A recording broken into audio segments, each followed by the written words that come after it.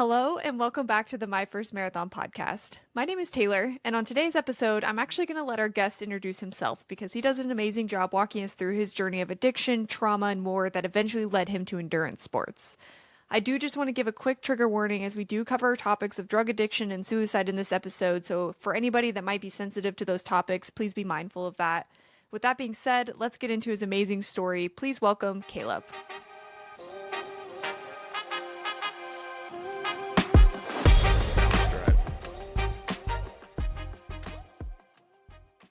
Kallup, thank you so much for coming on the podcast this weekend. Hope your weekend's been off to a good start here. I want to just kind of jump right into your journey. I know you've got quite the story to walk through here. So maybe we'll start from the beginning. How'd you get involved with running in the first place? So I actually got into running when I was in middle school, and I absolutely sucked my 7th grade year of cross country.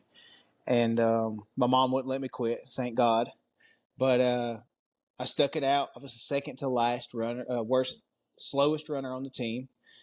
And I remember one of my first practices is we're doing hill repeats. And I fell in front of the whole team. I was coming back down the hill and I tripped over a rock or something and fell. And I was so embarrassed. Sure. And I was already struggling with things because I just wasn't good. And I wanted to quit. Like after that practice, I remember going home and I was just crying and really upset. And I told my mom, I was like, I'm not good at this and I don't want to continue running. So she was like, no, you started it, so you're going to see this through. And then next year, if you don't want to run, you don't have to. So eventually I finished the season, started building some relationships with some of my teammates. And I came back my 8th grade year and lost the first meet. I got 2nd place overall. And then the rest of the year I went undefeated. And I won a conference championship. So I went from being 2nd to last on the team to winning a conference championship my 8th grade year. And then I started playing football my 9th grade year. And I got out of cross country, focusing on football. I continued to run track freshman, sophomore, and junior year. But around that same time, I started getting mixed into party scene, started to just use substances and drugs to kind of escape. I had some childhood trauma that I didn't realize at the time, but that's how I was coping with things. And just getting mixed up in the wrong crowds and everything and Sure. the wrong circle of friends and whatnot. And so my junior year of high school, we was on our way to a football game and one of my buddies pulled out some meth and was like, they're going to take this before the game. It's going to help us play like Superman.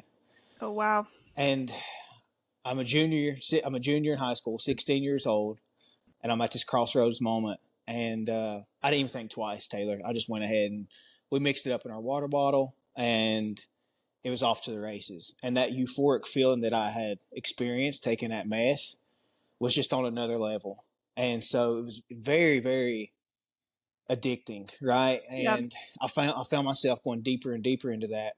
And just, getting mixed in the partying scene even more and losing myself in the process and who I was as a student, as an athlete, as a person.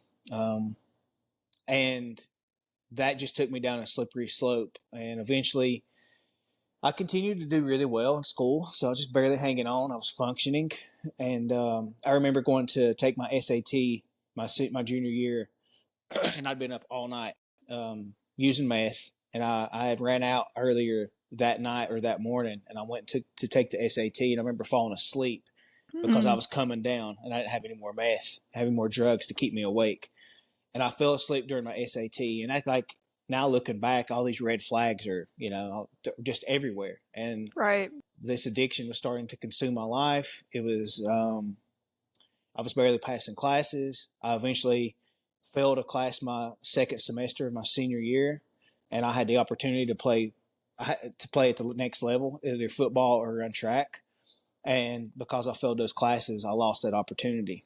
And so I obviously I stopped running around that time. And I lost my identity, and my identity was tied up in these external things, running, athlete, all these things. And when I didn't have that anymore, I was just lost. And so combine that with a lot of the childhood trauma, a lot of the things that my mental health, anxiety, depression, just went down this downward spiral really, really fast. I had two sons when I was 19 and 20, almost a year to the day apart. And because of my addiction, I was not able to be a present dad. And I was just absent from their lives. And I was starting to just destroy all the relationships that meant the most to me, my family, the friends who had my best interest at heart. I pushed them away and was in a toxic relation, in multiple toxic relationships. And this went on for like 15 years.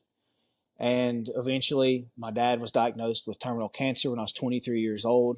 Mm, Unemployed. I'm bouncing around from job to job. I'm selling drugs to support my drug habit. And I would work at a job for 2 or 3 weeks, get the first paycheck, and bounce. Hit the sure. streets again. I'm selling pills and selling meth and selling cocaine to try to support my habit around this time. Like I said, I'm not a presence in my son's lives. And I got the news that my dad was diagnosed with terminal cancer, and I remember just not knowing how to deal with that. And the only thing that gave me comfort for years was the drugs. That's what I went to. Yeah. That was my first choice, right? And so I remember getting that news, and I was snorting pills at the time. And mind you, like from the time I graduated high school till I'm 23 years old, I'd been using everything, like all the party drugs, ecstasy. I've been smoking crack, been snorting cocaine, been doing meth, like everything that you can think of. But around this time, I was really, really hooked on pain pills. And so when I got that news, snorting pain pills just wasn't doing it for me anymore. It wasn't Hmm. numbing the pain. It wasn't helping me escape. It wasn't helping me be comfortable in my own skin anymore. I needed something else to numb everything. And so I remember thinking to myself, like, oh, well, I would always tell myself, make these negotiations and say, like, well, as long as I'm not shooting up, then I'm okay. I'm functioning. I've got things under control. And now I'm at this crossroads moment, getting this news from my dad. And so I find myself sitting in a bathroom, and I've got a pill pulled up in a syringe, and I'm staring at it, and I realize that I'm becoming the thing that I said I was never going to become. And the amount of shame that I experienced in that moment, because I remember how not that long ago I had so much talent and ability and Right. so much promise, and I had a lot of things going for me. And yet here I am 5 short years later, and I'm thinking to myself, I can't believe this is where I'm at, and that shame and wearing that identity of just being a junkie and a drug addict. And that's how I see myself. When I looked in the mirror, that's who I see. That's who I would see. And I remember thinking, like, there's no coming back from this. I'm too far gone. And I remember shooting up for the first time. And in that exact moment, my son was knocking on the door. And I feel Hmm. like I've got these God moments along my story where I just felt like God, the divine, the universe was just calling out to me to take a different path, to Right. take contrary action. And I just wasn't listening. I didn't have the ears to hear, the eyes to see what was going on. And so I remember shooting up, and it was off to the races. I moved in with my dad shortly after that, thinking that I was going to take care of him. And I always say that, like, I couldn't even take care of myself. I couldn't even hold down a job. I couldn't get up and function without having drugs. I mean, I was in withdrawals daily unless I had something. I just could not function unless I had the drugs. So I was chemically dependent. This had become my identity. And so this goes on for several years. And my dad passed away in September 2014 without seeing me, become the person that I am today. And I remember at the end of his life, the nurse was asking him, they had given him 6 months to live, and here he is fighting 3 years later. And at the Wow. very end of his life, they were like, you're a strong man. Like, why are you fighting so hard? And he said, I want to see my son become the man I know he can be. And a couple of days before he passed, he called me to his bedside. He's in hospice, and I'm looking down at him. He asked everybody to leave, and he was like, son, you're going to come out of this one day, and you're going to do some great things for our family, for our community, and for the world. Now, Taylor, reminds you, at the time, I was standing there with sweat beads dripping down my face, withdrawing, and all I could think about was getting the next Right. fix. Yeah. And I was thinking, like, he's crazy. He doesn't know what he's talking about. Like, all I am is a drunkie, a juggie, and a druggie, and a junkie, and this is who I am. And a couple of days passed, and I remember being in the bathroom connected to his hospice room, and there's people coming in and out, you know, and my dad's about to pass, and I could hear his heart rate monitor beeping, and it flatlines. And I kid you not, Taylor, I had a syringe in my arm when my dad left this earth. And I thought in that moment, I remember pulling that syringe out of my arm, and I wiped the blood off, and I go over to my dad's bedside, come out of the bathroom, and I go to his bedside, and I give him a kiss on the forehead, and I call my drug dealer, and I'm like, I need something. My dad just died. And after that, the weight of shame and embarrassment and disappointment and despair and hopelessness, everything that I was experiencing, that's who I had become. That was my identity. All of those things had become my identity. I wanted to kill myself, and I tried to commit suicide several times by overdose. And each time I would come to, and I'd be so pissed off. I was so mad. I was so angry because I was still here. I was still alive. And I didn't understand it then. I didn't understand what was happening. I didn't understand that God, the universe, was keeping me here for a much larger purpose. And in 2016, I experienced one of my worst overdoses. And little did I know, the woman who came in actually right outside the view of the camera right here, saved my life here in my house, would later become my mother-in-law. Like, my wife and I weren't even together then, but her mom saved me years before we even got together and got married. And so it's just like another one of those God moments. And unfortunately, I came to. I was combative. I was in immediate withdrawal. I told everybody to get the hell out of my house. I wasn't going to the hospital. I didn't need help. I didn't need rehab. And I went right back to it again. And in 2017, my last overdose is February. I remember overdosing on meth and heroin again. And my mom she went to the hospital with me, and she took a video of me, and I share it sometimes on my Instagram from time to time when I share some of my story. But she took that video because she thought it was going to be the last time she seen me alive. And she was going to use that to hopefully help somebody else that was struggling with addiction. And I remember immediately, shortly after she took that video, I left AMA, right back to it, and I eventually got arrested in March of 2017. I got a $180,000 bond set on me. I knew I wasn't getting out. There was nobody going to make that bond for me. And so I knew I was going to be sitting in jail for a while.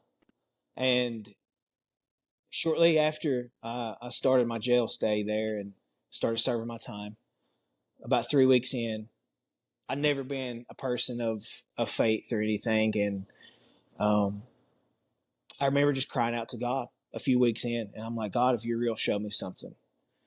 And a pastor came in, and it was such a striking resemblance of my dad. Like, this man, I write out this prayer, and this man shows up, and it's like, he just reminded me of my dad in so many ways. Same mustache, same eye color, same flannel shirt, pants, belt, shoes. He was about my dad's age.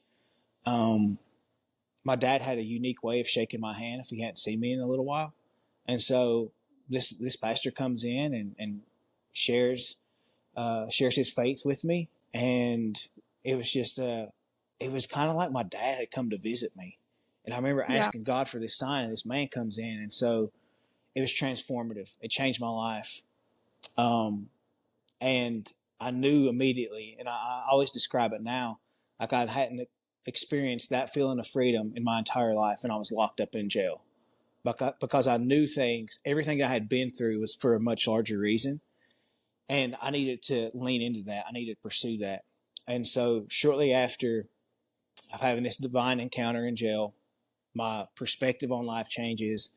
My thoughts change, right? The things that I wanted to accomplish, how I was doing my time in jail was changing because there's a saying whenever you're in jail, like you either do your time or your time does you. Mm. And so I was like, okay, how can I get better? How can I become healthier? How can I become physically, mentally, emotionally stronger while I'm locked up here? And one of the things that I started doing was just reading everything I could get my hands on. Self-help, development books, reading a lot of the scriptures, a lot of just praying, fasting, working out. We got a men's health body weight workout guide, and I started to work out, and I started falling in love with movement. And I always say my journey to running started when I was serving my time, when I would just run up and down these 20 steps. I'd run or walk up and down these steps every day. Every morning I'd get up, and we had a little common area downstairs. We had common area, and our tables were downstairs and our bunks were upstairs. Mm. And I would come downstairs every morning, 6 o'clock, wake up. You had to get up, make your bed, made a call. And I was like, everybody else is going to be sleeping, but I'm going to get up and I'm going to start moving my body. And that's how I started. For 5 months, I ended up serving 6 months. About 5 months of that time, I was working on myself. I was trying to do my time. I was trying to make the most of this new lease on life that I had been given. And after being released in August of 2017, I get out and I see a YouTube video with David Goggins, and it Yeah. was just like a call out. I felt like he was talking to me. And I was like, oh my God, I've just been so mediocre in my life. I've been a slob. I've not been taking care of myself. I need to push myself. I need to sign up for something really tough. And so coming out of this addiction, Taylor, 15 years, not doing any type of running, any type of fitness or anything other than the 5 months while I was in jail. I come out, watch this video about a week after I've been released, and I sign up for an Ironman 70.3 beach to battleship in Wilmington. And I didn't do hardly any training. I didn't do any swimming. I'd bought a mountain bike, and I didn't do any run. I ran a half a mile before that half Ironman. And I remember I had shin splints so bad, like after that half a mile, and I was like, how in the hell am I going to complete a half marathon? And so I go to this race, and I remember being the first person in the water, the first wave out, right? And there's 1,800 people in the race. I was the last person to get out of the water. So I had 1,799 people pass me. Wild. And I was freaking out. Yeah. Swimming over top of me, kicking me in the head, and here I am. I'm like, I don't know how to swim, so I'm like floating on my back, backstroking, and I'm just gutting it out, And I ended up finishing that race. I actually did decently. I did pretty well. Like 6.5 hours, I finished it. Oh, nice. Made up some time on the run and the bike, maybe. The bike, everybody was freaking out because they're like, this dude just rode 22 miles an hour on flat pedals. Like, wow. I didn't have clip ins.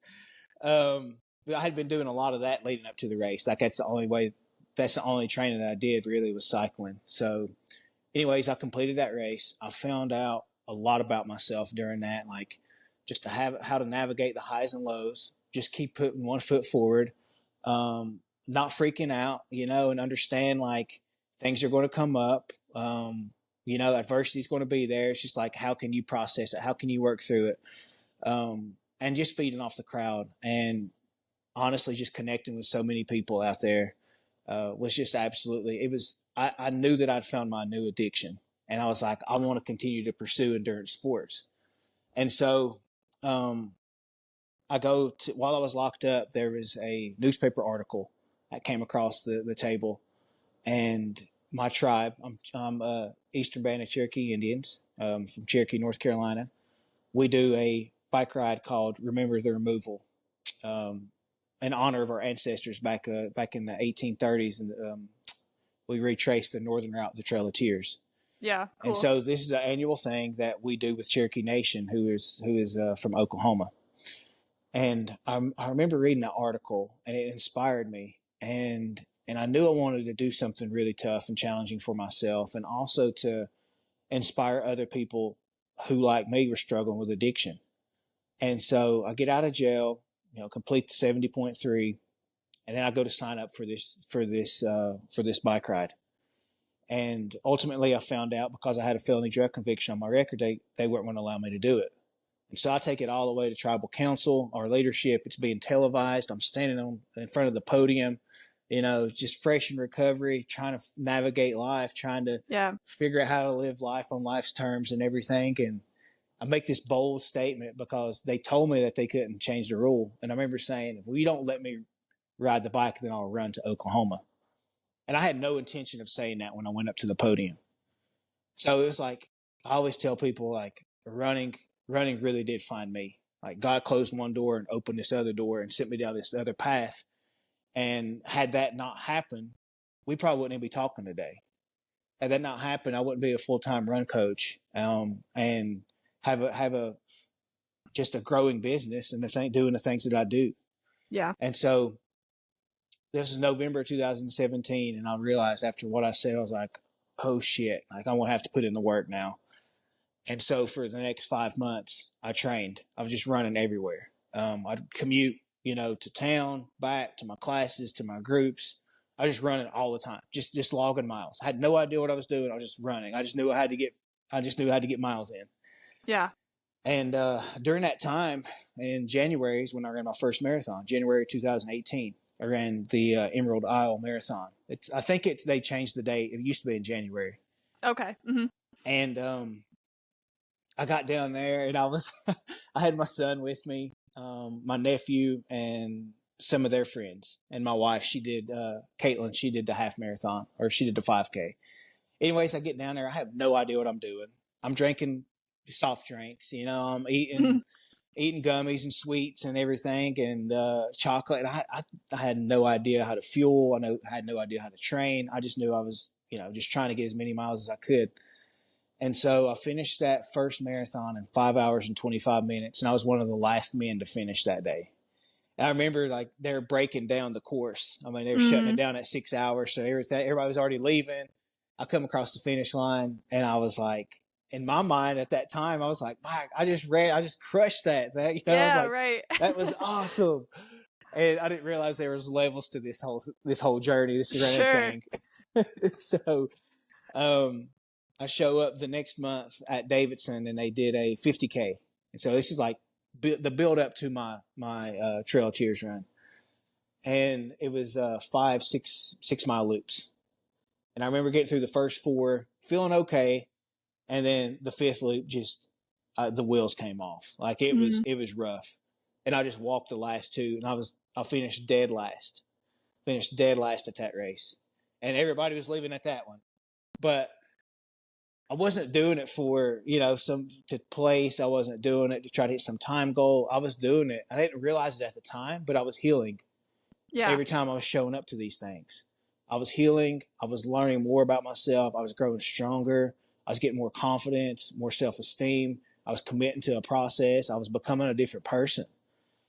And then I went and did the Badwater Cape Fear, 51 miles out on the coast of North Carolina. Yeah. And I got second to last at that race. All right. So my intro to running, Taylor, was everybody sees what I do now, but I sucked out of the gate. Like I was struggling.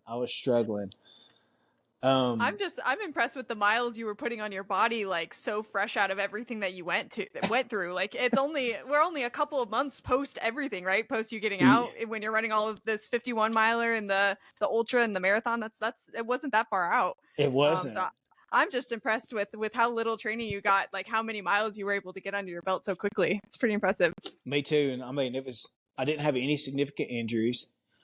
So I finished that Badwater.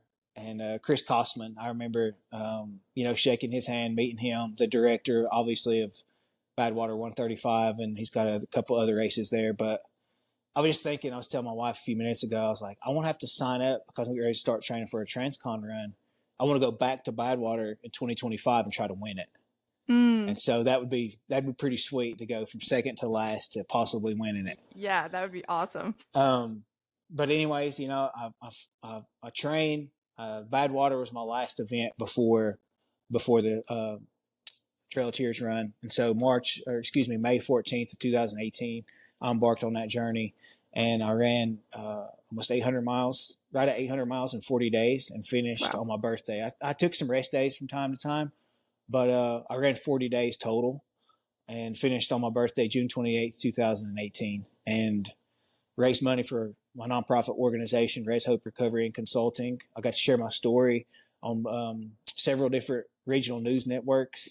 I connected with so many people that I'm still close to this day in Oklahoma. I just came from an event in Oklahoma where we showed my documentary, kind of retelling that story, sharing my story and the Trail of Tears run and what we're doing now. And so that's a snippet of like how I got into running. That's how I started my journey. Yeah, I'm just in awe. Like I'm just sitting here trying to soak it all in because that's an insane way to get into an endurance sport. And I liked how you said it, that running or endurance really found you. Because I think although like your experience is obviously on the extreme side, I think a lot of people can relate to that with just trauma and how when you go through something like that, you have all this energy that you have to put somewhere, and that's where running kind of meets you in the middle, I think. So just yeah, thank you for walking through all that. The Trail of Tears runs, I'm just curious, like you said that they weren't allowing you to bike the race with them, and that's when you committed to running with them. What was their reaction when you did actually run the whole thing? Did you get kind of that side of the story? Yeah, actually, it was pretty cool.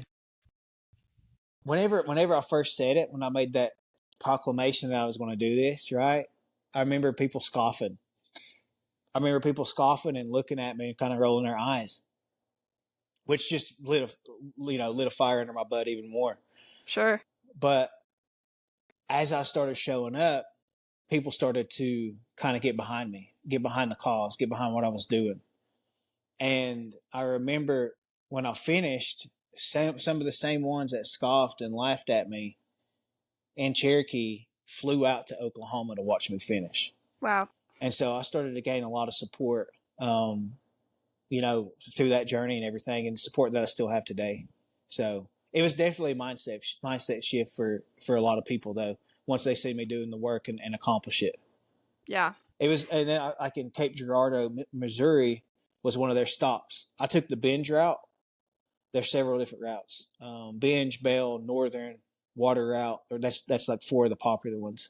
But I took the binge route, and they take the Northern route. But they cross over. They cross over in Cape Girardeau, right around Missouri.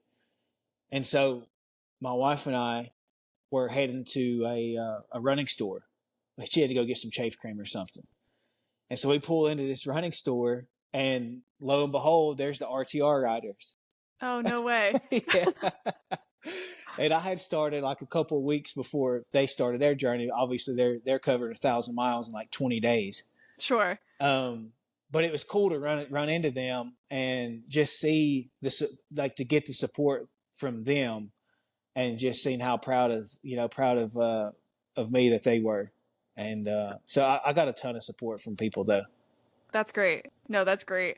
And I'm curious about kind of the logistics of that whole thing because that's quite the journey to embark on. So, like you said, you didn't know a lot about fuel going into your first marathon and your second couple ultra marathons. Were you starting to pick up on different like fuel strategies and things like that as you were doing the 40-day?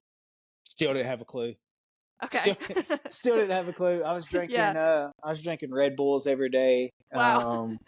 I mean multiple Red Bulls every day. I was just eating a ton of sweets. Uh-huh. Um, I mean, whenever you do something like that, it's all about getting calories down, right? So it probably, I mean, was it optimal? No, but I was definitely fueled. I was getting enough calories in. Gotcha. I was over consuming sugar and everything probably. And, but no, I still didn't have a clue. I wasn't taking Yeah. gels. I wasn't taking liquid carbs. I didn't know any products really. Somebody introduced me to Hammer Nutrition about 3 weeks into my run. And so I Yeah. started taking some Hammer Heat and some liquid carbs but other than that, I had no idea. And I Yeah. wouldn't know that until after I finished, well after I finished, when I started diving into the sport a little bit more. Wild. Yeah, that's pretty crazy. And how many miles would you say on average you were putting in a day through the whole thing? I was doing 20 miles a day average, but there were several days where I was running 30, 40 miles. My aunt passed away actually from endocarditis, which is an Mm. infection of the heart from her drug use. She had a massive heart attack about 2 weeks into my journey. And it's, one of those crossroads moments is, adversity struck, and it was my first significant loss, since being in recovery. And I had a decision to either stop and come back home and be with the family, or let my mom come back home. It was her sister, and be with the family and everything, and me continue the run. And so we decided pretty quickly, like, no, your aunt would want you to finish this. Like, you need to go out and finish this for her. And so that's what I decided to do. But a few days after she passed away, I ran 49 miles one day for her in Wow. honor of every year she was alive. And then a couple weeks after that, I was attempting to run 100 miles in one day. Had no idea. Like I say, I had no idea what the hell I was doing. Yeah. And I got to 56 miles and dropped. But yeah, I mean, I made a couple of big efforts like that during the run. Yeah. That's just wild. And how was your body feeling like after those bigger days where you would really just push yourself kind of to your limit? Like what was recovery like? What were you feeling during that time? I remember sleeping a lot of times. Like, we were joking pretty much the whole time out there, because I would wait till the hottest part of the day to start. And so I didn't do a very good job at like prioritizing getting up early, having some downtime in the evening to kind of rest and recover, and then, just get on a good schedule. And so we wouldn't start a lot of times, until like 12, 1 o'clock in the day. And it's like at least 90 degrees most Wow. days when we were starting. Missouri, it was 105, 110 a lot of the days that we were running. And so, again, I had no idea. Like, Right. now that I'm diving into all the details and logistics for the Transcon 2025, like, it's going to be night and day different, obviously. Yeah. Yeah. And then but you said that you like after it was a little bit after you completed that big feat that you started to like really dive into the sport and learn a little bit more about nutrition and like strategy and things like that. So what happened next, I guess, from there? Taylor, I've had such a crazy journey in endurance sports and running and everything. Sure. Um, so after I finished that, so that's 2018. 2019 was like the year of ultras. I got into a lot of ultra marathons. Attempted, let's see, attempted several 50 milers. I finished a couple 50 milers. Attempted a couple 100 milers. DNF'd. Um, and again, I didn't start really diving into the sport until probably 2020. Mm, So from 2018 to 2020, I was all over the place. It was a free for all. I was just signing up for stuff, and I just go out and try to complete it. yeah. No structured training, no coach, no nothing. Just going out and just shooting from the hip. And now looking back, and now I see why I had some DNFs and Sure. had some struggles out there. But I think a lot of times experience is the best teacher. You just got to put yourself in situations, and I think that's how we get better at something, is just showing up and sucking at it and figuring out, making mistakes along the way. And then we're kind of ready for some guidance and for some coaching and stuff. And that's how it was for me. But 2020, I started diving into half marathons a little bit more. Okay. And so that's kind of how I started, before I transitioned over to the marathon, I started doing half marathons.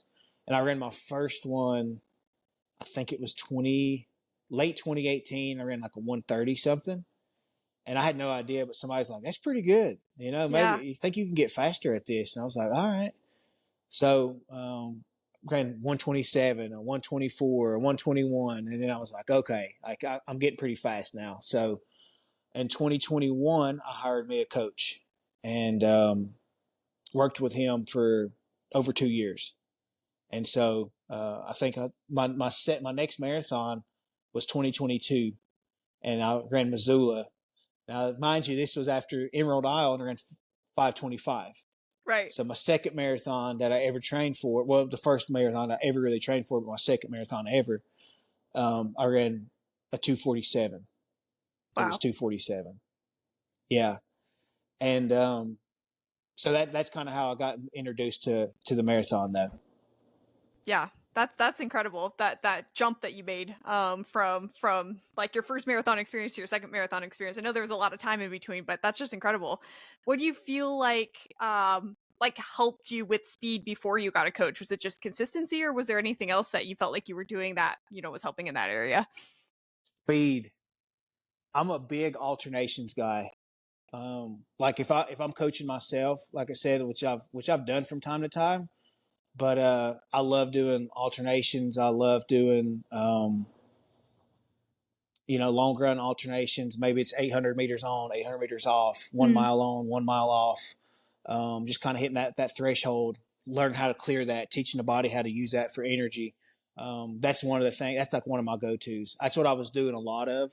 I get on the track and do some 800s, do some mile repeats, do some K repeats, things like that. I don't do that a whole lot. Like if I'm coaching myself, that's something that I use sparingly, about every 14 days. Mm. That type of effort's just really, really taxing on the body. And so, but I was doing a lot of that type of stuff, some longer interval work, some alternation work, hill reps. Hill reps is one of my favorite things to do, not only for myself, but for my athletes as well. It just doesn't beat up the body. We can get a lot of power development, a lot of speed development out of hill reps. And so I was incorporating a lot of those things that I just mentioned. Yeah. Yeah, that's great. And I guess through that time too, when before you had taken on the coach and everything, like there was clearly something about the ultra distance or longer distances that kept you hooked, even though you had a couple DNFs and maybe races that didn't go your way. Like, what would you, if you boiled it down to one thing, what would you say that thing was that just kept you coming back during that time? I feel like as humans, we are created for adventure, and I feel like a lot of times we're missing that in our lives, And I love the adventure of it. I love the challenge of it. I love learning how to navigate the highs and lows, because I feel like it translates very well into our everyday life. Whenever you can just handle that, just going through the shit, riding the wave, like you're doing really well, and then boom, something bad happens, and like how like that. Not only does it build character, but it reveals character. It really tells you who you are during tough times and adversity and those tough moments. And so I felt like I was becoming a I was becoming a stronger, more resilient version of myself, and I was becoming addicted to that. And then also too, just getting the opportunity to travel. Yeah. I find myself standing in places like I would, just to rewind for a second, I would look out of the jail window, Taylor, when I was locked up multiple times a week. And there's an Ingles a couple hundred yards down the road. And I'd be standing up there. It was upstairs where our bunk area was at. And I'd just be sitting up there, my arms on the windowsill, and I'm looking out. And I'd just be people watching at that Ingles. And I'd be thinking to myself, man, if I can get out of here, once I get out of here, like I want to live my life differently. I want to go out. I want to seek adventure. I want to push myself. I'm not going to live a life of mediocrity. And so that was just like me keeping that promise to myself. And this is how I was doing it. You don't have to go to that extreme. You can find anything, hiking, canoe, kayaking, whatever, rock climbing, like whatever that form of movement is for you. Like, but for me, it was running. For me, it was, getting out and pushing my body and breaking down my body, my mind, and just building it back up again and learning who I was in those moments. And so that's what appealed to me in the ultra space. Like all those things I just mentioned, I just love that. Yeah. Yeah, it sounds like it was very healing for you. I think you said that in the beginning. Just something that you could put all of your attention towards and work towards, which is super important. Um, but that's great. So from there, I'm curious, like, when did you start to be passionate about coaching other people? Was it like shortly after you had brought on a coach and thought that world was pretty cool, or when did that make its way into your life? Well, I had a lot of people, probably around 2020, 29. I had some people around 2019, 2020 reaching out to me. asking me for advice, and I'm like, you're asking the wrong person. I don't have a clue what the hell I'm doing. I'm just like going out and Sure. shooting from the hip. But you know, I would try to like send people advice and little tidbits that I've been picking up on things I've been reading and stuff, and I started having more and more people ask me. And so it was just a thing out of necessity. Like I wanted to learn more because I felt like God was leading me down this path, you know, like more people are asking. So there's something to this. I need to pursue this and see what it's about. And so I started just doing some personal training, one-on-one stuff, and went and got my personal training certification back in 2021. And around that time, just started coaching people in the gym, started helping people with their running, and learning a lot from my coaches. You know, I had one, I worked with him for a short time. I think we worked together for about 6 months, and then I had another one that we worked together for over 2 years.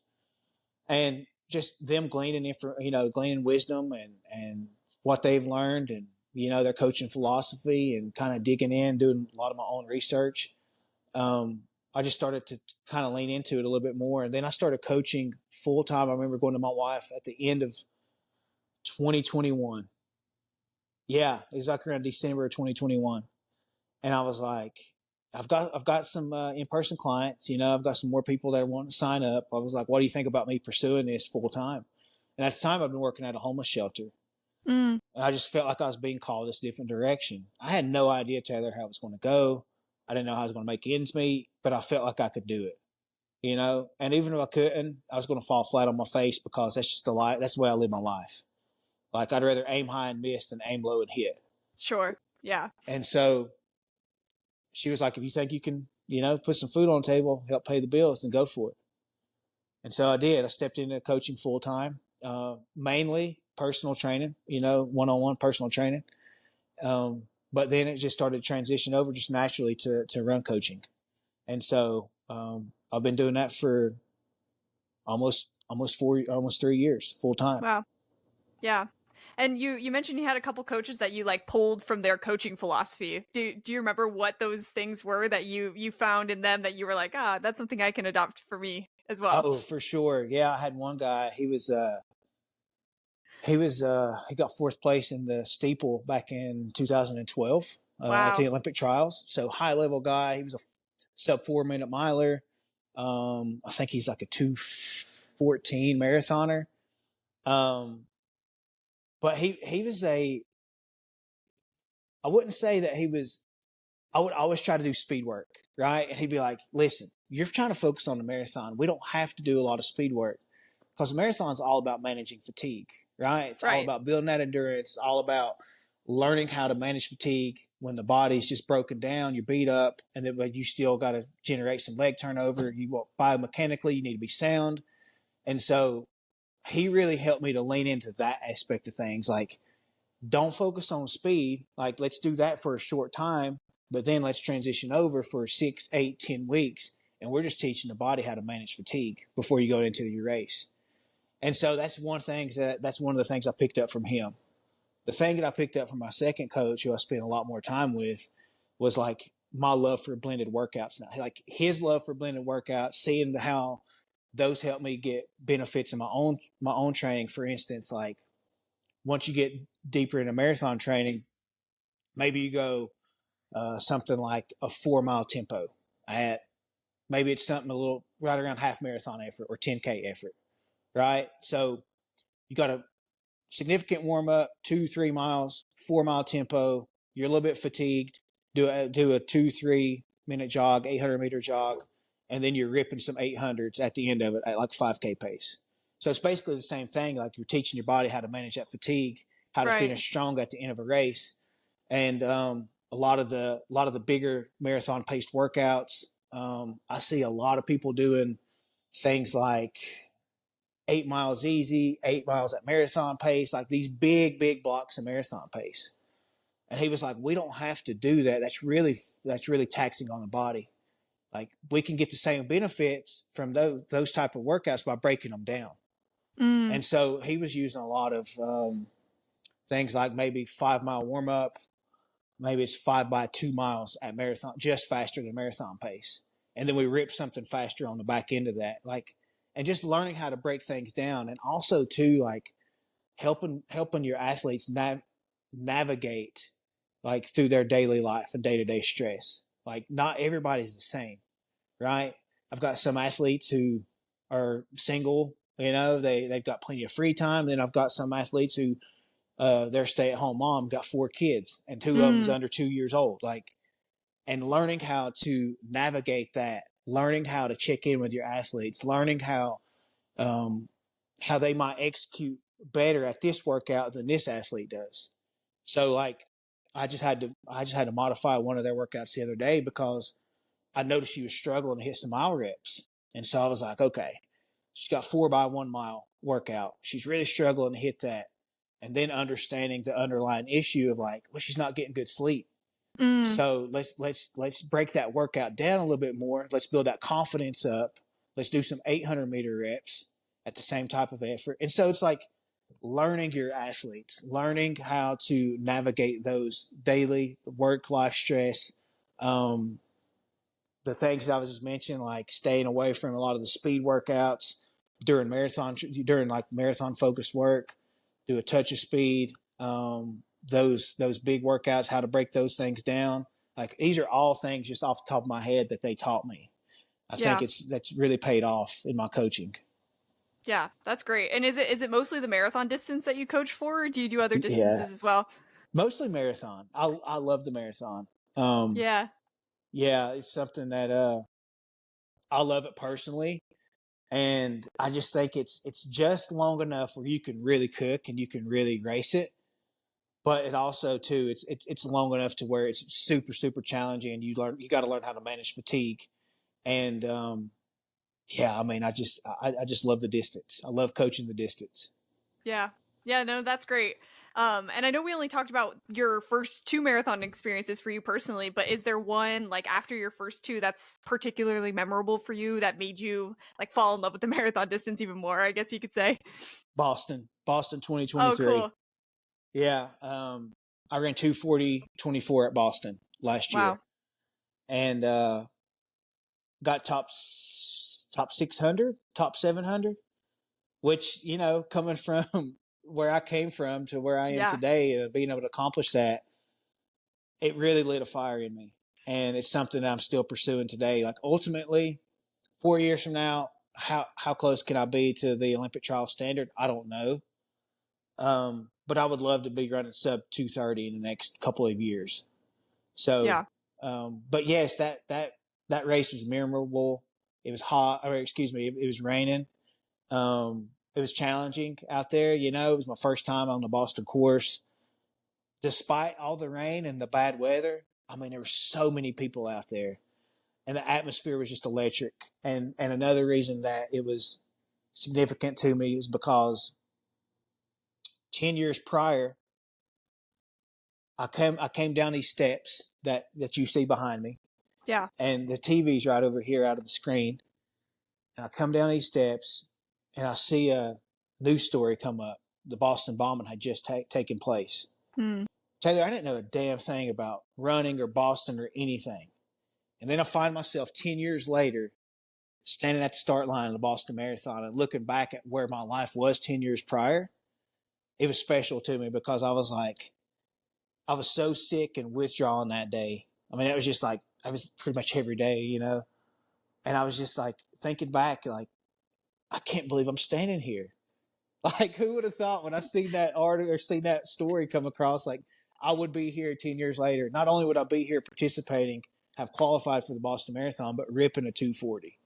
Like, Yeah. it just goes to show, like, don't give up. You never know where life's going to lead you. I don't care how bad it may seem. You can always come back. You can always pick yourself up. And that's what it's about. It's like not not allowing life circumstances, adversity to keep you down, and finding something that you're passionate about, finding some people that will walk along beside you during the journey, that will believe in you, that will cheer you on. Um, and that's how I'm here today. Yeah, absolutely. No, I love that a lot. And I think that that's great advice for anybody, whether, you're a newer runner that's listening to this podcast or you're somebody who's a little bit more experienced, I think that that advice is applicable to everybody in just life.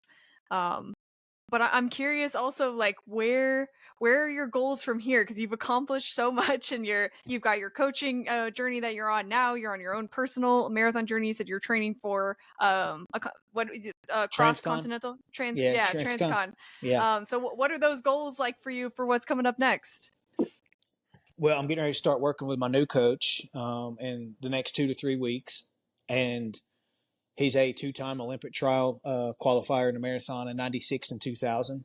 He's coached several sub 4 minute milers. He's local, pretty local. He's Asheville, so it's about an hour Oh, cool. away.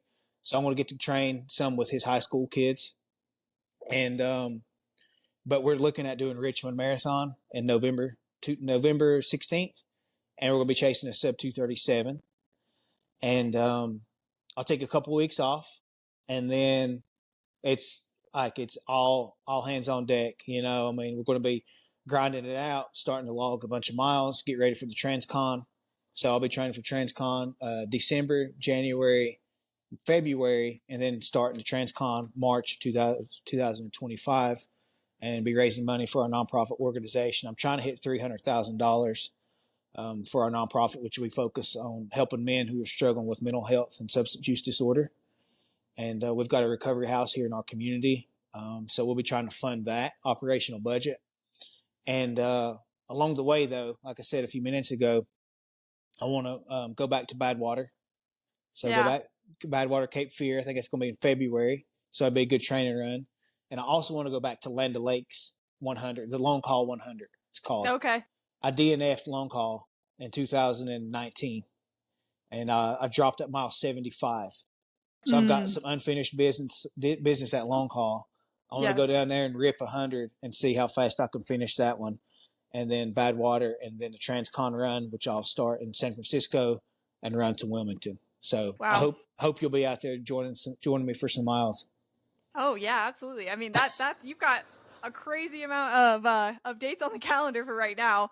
And I know you mentioned a little bit earlier that like training for this Transcon race is going to be a little bit more like technical, logistically technical. Do you mind just like walking through what you're doing to prepare for that one? Yeah, so it'll be obviously there's several ways to skin a cat, right? There's a lot of Sure. different roads that lead to Rome. So depending on who you ask that's done a transcon, you're going to get a different training philosophy. But what I'm wanting to do is you got to train for the terrain that you're going to be running on, which is going to be mainly road. So I'll be doing a lot of road running. I will Mhm. be implementing some softer services a couple of days a week, just kind of give the body a little bit of a break. But I'll be doing a couple, like at least 1 or 2 days of strides, just to keep some leg turnover. Just keep the legs fresh, you know, and hitting some different intensities. Be doing some heel reps, some a track workout here and there, maybe once a week or something. Um, but ultimately, I'll be running probably 100 miles a week, something like Wow. that, and I'll start building up. Probably hit 200 miles a couple of different times, 200 miles in a week.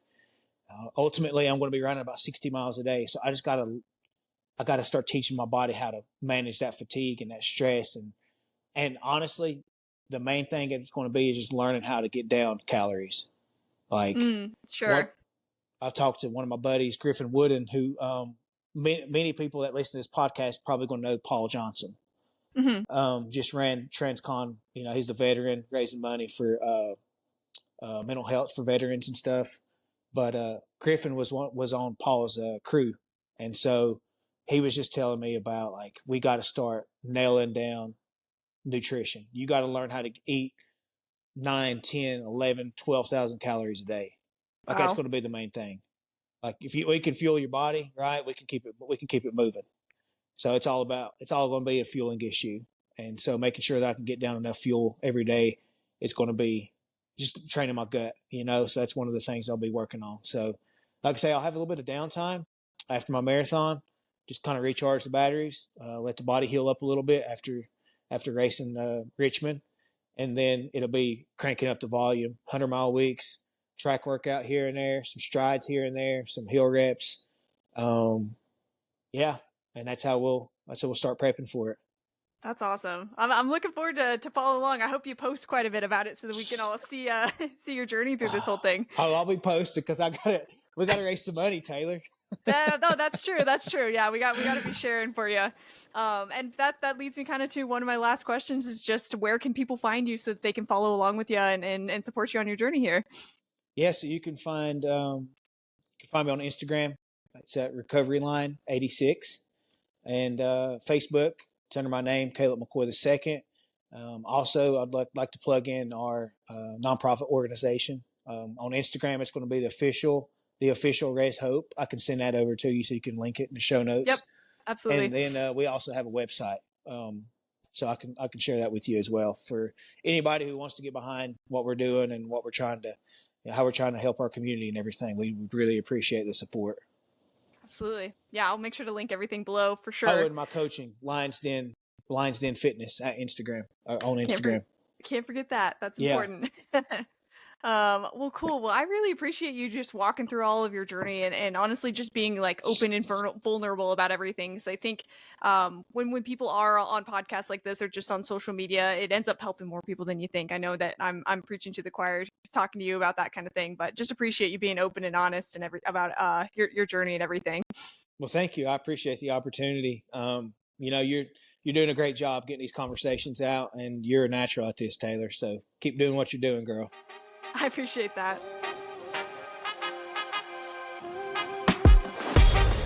Thanks so much for listening. If you're enjoying MFM, it would mean a lot to me if you could rate and review this episode wherever you listen to podcasts. And if you know anyone training right now, I'd love if you shared it with them too. See you on the next one.